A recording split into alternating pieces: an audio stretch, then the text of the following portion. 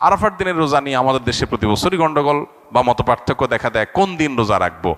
এটা কি হাজিরা অবস্থান করছে ওই দিন, নাকি আমি যে দেশে আছি সেই দেশে যখন জিলহজের 9 তারিখ হবে? আরাফার দিনে বিশেষ আমল সমূহ জানতে চাই। আরাফার দিনে একদিকে হাজি সাহেবদের জন্য আমল, আরেকটা হলো যারা আরাফার ময়দানে নাই তাদের জন্য আমল। যারা হাজি সাহেবরা আরাফার ময়দানে অবস্থান করছেন তাদের জন্য ওই দিনের সবচেয়ে শ্রেষ্ঠ আমল হলো লা ইলাহা ইল্লাল্লাহু ওয়াহদাহু লা শারীকা লাহু লাহুল মুলকু ওয়া লাহুল হামদ ওয়া হুয়া আলা কুল্লি শাইইন কাদির। এটা মহব্বতের সাথে অর্থ বুঝে ধীরে ধীরে বারবার করে পড়তে থাকা, এটা হলো সবচেয়ে বেশি প্রয়োজনীয় কাজ। কেন? কারণ নবী করিম সাল্লাল্লাহু আলাইহি সাল্লাম বলেছেন যে খায়রুদ দুআ দুআউ ইয়াউমি আরাফা, আরাফাত দিনের দোয়া হলো শ্রেষ্ঠ দোয়া।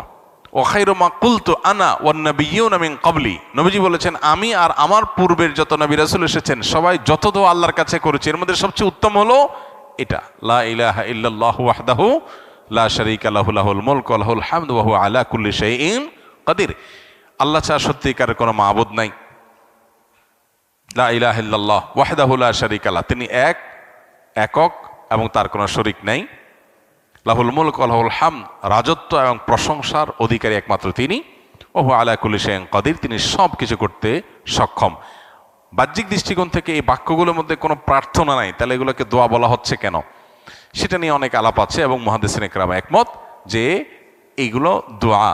এখানে আল্লাহ রাব্বুল আলামিনের কাছে পরোক্ষভাবে নিজের চাওয়াকে পেশ করা হচ্ছে, আল্লাহর শক্তিমত্তার কথা জাহির করে আল্লাহর কাছে নিজের সবকিছুই নিবেদন করা হচ্ছে পরোক্ষভাবে, এটাও দোয়াই। তো এটা হলো আরাফার ময়দানে যারা হাজির অবস্থান করবেন তারা সবচেয়ে বেশি পড়বেন।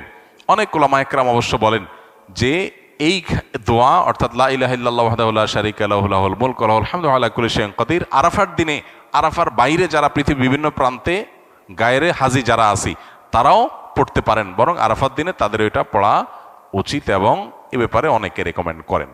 তাহলে একটা কারণে পেলাম লা ইলাহা ইল্লাল্লাহু ওয়াহদাহু লা শারীকা লাহু এটা পড়া, এবং আরাফাতের দোয়াকে সবচেয়ে শ্রেষ্ঠ দোয়া বলা হয়েছে। এই জন্য হাজি সাহেবরা বিশেষ করে যারা সেখানে অবস্থান করছেন ওই দিন একেবারে সূর্য ডুবা পর্যন্ত, জোহর থেকে নিয়ে সূর্য ডুবা পর্যন্ত পুরো সময়টা দোয়ার ভিতরে ডুবে থাকা, এটা হলো সবচেয়ে বড় কাজ। আর যারা আরাফায় নাই, আরাফার বাইরে আছে, যারা হজে যাচ্ছেন না, তারা আরাফার দিনটাতে তারা রোজা রাখবেন। আরাফার দিনের রোজা নিয়ে আমাদের দেশে প্রতি বছরই গন্ডগোল বা মতপার্থক্য দেখা দেয়। কোন দিন রোজা রাখবো? এটা কি হাজিরা অবস্থান করছে ওই দিন, নাকি আমি যে দেশে আছি সেই দেশে যখন জিলহজের 9 তারিখ হবে? তো এটা নিয়ে উভয় পক্ষেই দলিল আছে, যুক্তি আছে, দুই মতেরই সপক্ষে আলেমদের বক্তব্য আছে। সেক্ষেত্রে তুলনামূলকভাবে আমি যে দেশে আছি সেই দেশে জিলহজের 9 তারিখটা হলে সেটাকে আরাফার দিন হিসাবে, আরাফার দিন যদিও বাহ্যিকভাবে মনে হয় যে আরাফার ময়দানের সাথে সংশ্লিষ্ট, কিন্তু আসলে এই যে দিনগুলা ইয়াউমুত তারবিয়া, ইয়াউমে আরাফা, ইয়াউমুন নাহার, ইয়াউমুত তারবিয়া বলা হয় জিলহজের 8 তারিখকে, ইয়াউমুল আরাফা বলা হয় জিলহজের 9 তারিখকে, ইয়াউমুন নাহার বলা হয় জিলহজের 10 তারিখকে।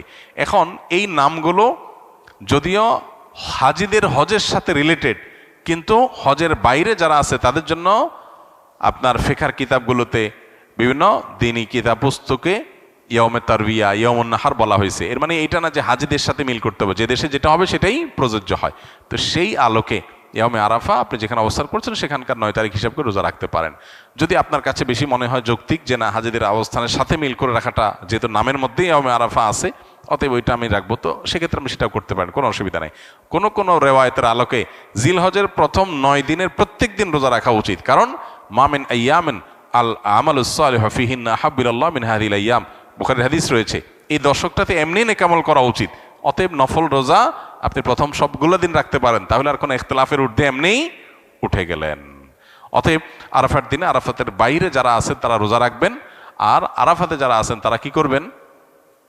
ওই যে লা ইলাহা ইল্লাল্লাহু ওয়াহদাহু লা শারীকা লাহু বেশি বেশি পড়বেন, আর বেশি বেশি আল্লাহর কাছে দোয়া করবেন। দোয়াটা অবশ্য আমরা আরাফাতে যারা নাই তারাও করতে পারি। অশ্লীলতা ও অন্যায় থেকে নাকি নামাজ মানুষকে বিরত রাখে? তাহলে সমাজে অনেক মানুষকে দেখা যায় যারা নিয়মিত নামাজ ও অন্যায় একই সাথে করছে, তারা বিরত থাকছে না কেন? দুইটা বিষয় এখানে। প্রথম কথা হলো, যে লোকটা নামাজও পড়ে আবার খারাপ কাজও করে, এই লোকটা নামাজ না পড়লে এখন যা খারাপ কাজ করছে এর চেয়ে বহুগুণ বেশি করত। দ্বিতীয়ত, যে লোকটা নামাজ পড়েও খারাপ কাজ করছে সেই লোকটার নামাজ নিশ্চয়ই কোনো ক্ষেত্রে ত্রুটি হচ্ছে। ওষুধ খাইলে রোগ ভালো হয়, এখন ওষুধে যদি ভেজাল থাকে, ওষুধ যদি নকল ওষুধ হয়, ওষুধ যদি ডেট ওভার হওয়া ওষুধ হয়, তাহলে সেটা তো রোগ ভালো হবে না। এর মানে কি ওষুধের কার্যকারিতাকে আপনি অস্বীকার করবেন, নাকি আপনার সমস্যার কথা আপনি বলবেন?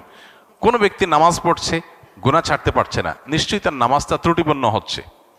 যতটুকু হচ্ছে ততটুকু সুফল সে পাচ্ছে, যতটুকু ত্রুটি হচ্ছে ততটুকু থেকে সে বঞ্চিত হচ্ছে সুফল থেকে। নবী সাল্লাল্লাহু আলাইহি সাল্লামের কাছে এরকম এক ব্যক্তি সম্পর্কে অভিযোগ করা হলো বা অনুযোগ জানানো হলো, তখন নবী করিম সাল্লাল্লাহু আলাইহি সাল্লাম বলেছেন যে অচিরেই তার নামাজ তাকে অন্যায় কাজ থেকে বিরত রাখবে। কারণ আল্লাহ বলেছেন ইন্নাস সালাতা তানহা আনিল ফাহশাই ওয়াল মুনকার, অশ্লীল এবং খারাপ কাজ থেকে নামাজ বিরত থাকে। অতএব নামাজকে যত বেশি সুন্দর করা যাবে তার সুফল তত বেশি পাওয়া যাবে। আমি দীর্ঘদিন মানসিক সমস্যায় জর্জরিত, আমার মেধাশক্তি খুবই দুর্বল, যে কারণে আমাকে লেখাপড়া বন্ধ করতে হয়েছে। এখন আমি কারিগরি কাজ শিখতে চাচ্ছি, কিন্তু সেটাও ভালোভাবে শিখতে পারছি না। আমাকে বারবার শিখাই দিলেও আমি শিখতে পারছি না, বুঝাই দিলেও আমি বুঝছি না, যে কারণে আমি কোনো চাকরি বা কাজ করতে পারছি না। অনেক ডাক্তারি পরীক্ষা নিরীক্ষা হেজামা রকিয়া করার পরও কোনো ফল পাচ্ছি না। এখন আমি কি করব? দেখুন, অনেক ক্ষেত্রে আমাদের মধ্যে হতাশা কাজ করে। 2 বার 4 বার 6 বার 8 বার কয়েকবার এরকম যখন আমি কোনো কাজ ব্যাটে বলে করতে পারি না, তখন আমার মনে হয় না, আমার দ্বারা মনে হয় কিছু আর হবে না। অনেকে লেখে যে দেখেন আমি জীবনে কোনো কাজে সফল হই না, যেটা করতে চাই হয় তার উল্টাটা। তো আমি বলি, এই যে আপনি প্রশ্ন দিয়েছেন, অনেকেই তো প্রশ্ন দিচ্ছে, সবার প্রশ্ন তো আমি পড়তে পারি না, উত্তর দিতে পারি না। আপনার প্রশ্নটা যে আমার পর্যন্ত আসছে, উত্তর দিতে পারছি, এটা তো একটা সাকসেস। আপনার জীবনে সাকসেস নাই কি বলছে? এরকম ডানে বামে তাকাইলে আপনি দেখবেন বহু সফলতা আপনার জীবনে আছে, কিন্তু শয়তান আপনাকে সবসময় কি করে? নিরাশ করে ফেলে। নাই নাই নাই, এটা একটা রোগ।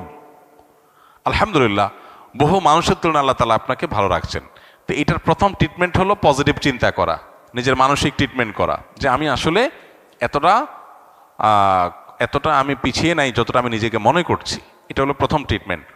দ্বিতীয়ত হলো আপনি কোনো কাজকে ছোট মনে না করে আল্লাহর নাম নিয়ে যেটা সুযোগ পান সেটাই শুরু করে দিবেন। আমাদের এখন বেশিরভাগ মানুষের অভাব হলো ভাবের।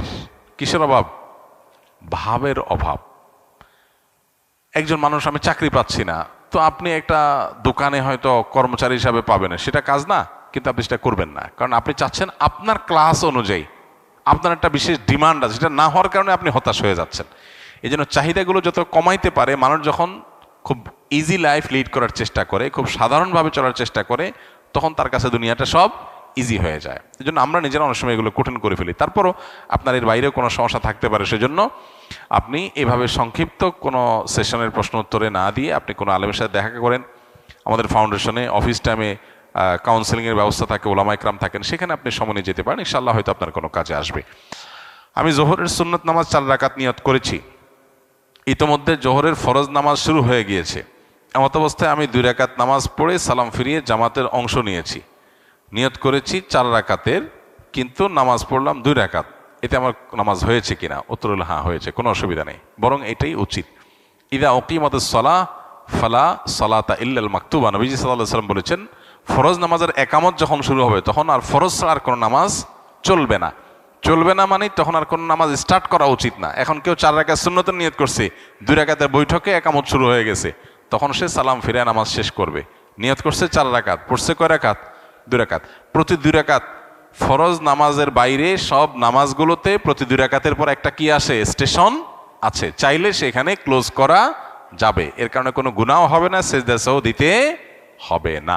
তবে 4 রাকাত সুন্নত আর আদায় হলো না, এটা আপনি ফরজের পরে 2 রাকাত সুন্নতের পরে সুযোগ থাকলে ওই 4 রাকাত সুন্নত আলাদা করে আপনার আদায় করা উচিত, সেটা ভিন্ন বিষয়, কিন্তু আপনার নামাজ হয়ে যাবে। 2 রাকাতের সওয়াব আপনি পাবেন, যেটা হয়ে গেল।